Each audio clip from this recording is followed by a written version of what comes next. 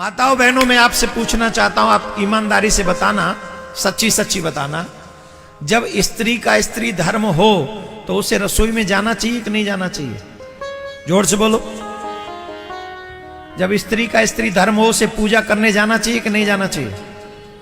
उसे ठाकुर जी की आरती करनी चाहिए कि नहीं करनी चाहिए? जवाब दो, जोर से बोलो। देनी चाहिए, आरती करनी चाहिए, भोग लगाना चाहिए। गांव का बच्चा बच्चा जानता है इस बात को। गांव का एक बच्चा बच्चा जानता है इस बात को कि जब स्त्री का अपना धर्म हो तो विश्राम करे, पूजा, रसोई, अनुष्ठान इनसे दूर रहे। ये विधान है। अब यहां उदाहरण दिया जाएगा कि द्रौपदी जिस समय रजस्वला थी उस समय भगवान समा गए।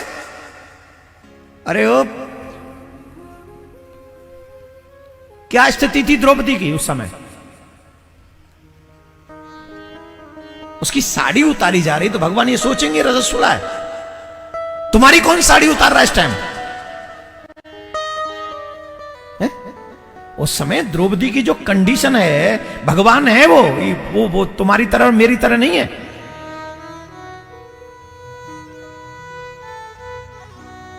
द्रौपदी की रजस्वला स्थिति है, लेकिन विपत्ति उस समय है तो भगवान वहां पहुंच गए।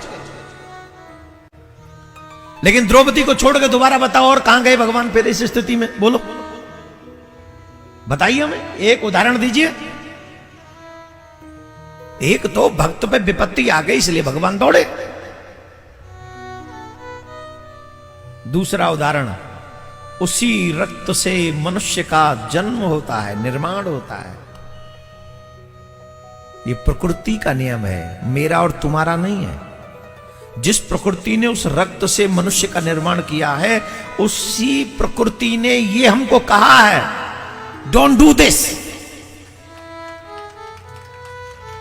उसी पुराण, वही धर्म का ये आज्ञा है, स्पेशली आज्ञा है कि आप रसोई में नहीं जा सकते उन दिनों में, आप पूजा में नहीं जा सकते उन दिनों में। आज अगर हम इस व्यासपीठ पर बैठकर गलत विचारों को हम व्यक्त करेंगे तो आने वाली पीढ़ी धर्म से दूर हो जाएगी और धर्म को अधर्म को धर्म समझ के अधर्म करने लग जाएगी। ये हमारी जिम्मेदारी है। हमें शास्त्रों का पूरा ज्ञान होना चाहिए। आजकल ये तमाम क्वेश्चन आंसर होते हैं और हम उल्टा सीधा कोई भी जवाब देते हैं। अगर आंसर न मालूम हो तो चुप रहो, लेकिन अधर्म को धर्म बना के साबित मत करो।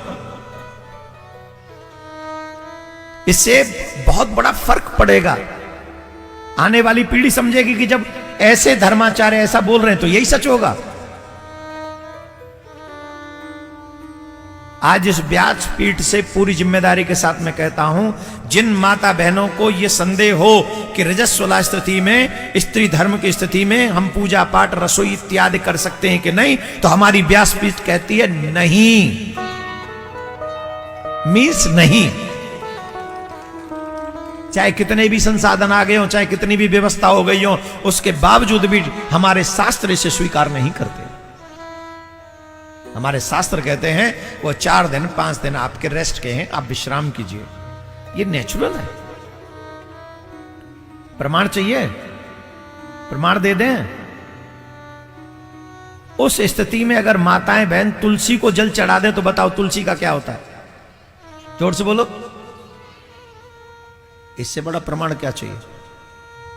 प्रकृति इसका प्रमाण दे रही है। प्रकृति, तुलसी को अगर जल चढ़ा दिया गया उस स्थिति में, तुलसी सूख जाएगी। और तुम व्यासपीठ पर बैठ के ऐसे बोलते हो ना, कदापि नहीं। मेरे हिसाब से पुरुष लोगों को हर रविवार को छुट्टी मिलती है, काम इत्यादि नहीं करते हैं। माता बहनों को दिन सुबह होता है, रात्रि तक होती है, लगी रहती हैं व्यवस्थाएं। तो प्रकृति ने इस समय के बाद उन्हें मां बनने का सौभाग्य दिया। ये वरदान है उनको। तो इस विधान को उसी तरीके से स्वीकार करें जिस तरीके से ये विधान समाज में ईश्वर ने प्रस्तुत किया है। और जिन्हें मेरी बात से बुरा लगे वो द्रौपदी के अलावा दूसरा मुझे कोई उदाहरण दे दे, मैं मान जाऊंगा। और मैं यहां ये बात किसी को नीचा दिखाने के लिए नहीं बोल रहा हूं, लेकिन कल जब मुझे सुनने को मिला मुझे बहुत दुख हुआ और मुझे लगा कि समाज में ये गलत मैसेज जाएगा और हर एक युवा बच्चा ये सोचेगा कि हम उस स्थिति में भी जो चाहे कर सकते हैं। तो